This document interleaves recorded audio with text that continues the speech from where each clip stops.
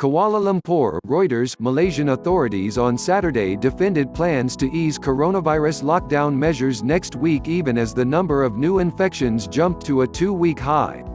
Most businesses will reopen on Monday after a 6-week shutdown ordered to fight the COVID-19 outbreak, though schools, cinemas and nightclubs will remain closed, along with the country's borders, and mass gatherings will still be banned. The decision to allow businesses to resume trading has sparked criticism including from members of the ruling coalition that restrictions were being eased too soon. The number of new infections with the novel coronavirus as reported by the Health Ministry rose by 105 on Saturday, the highest daily increase since April 16.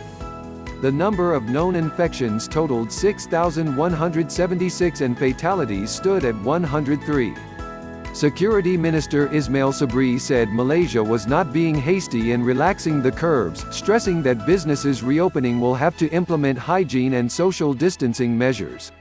Former Prime Minister Najib Razak, whose UMNO party is part of the ruling coalition, said the easing was huge and sudden, and there was no rush to reopen the economy, local media reported.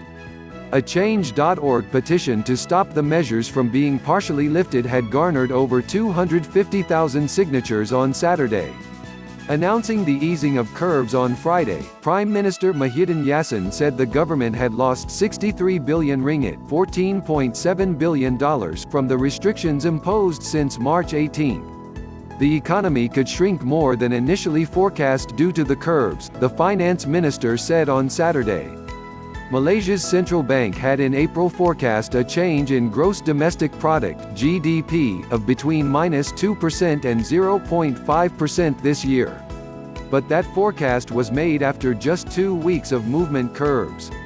We're now more than 5 weeks in, so our GDP could shrink even more, Finance Minister Tengku Zafrul Tengku Abdul Aziz said in an interview with a local television channel.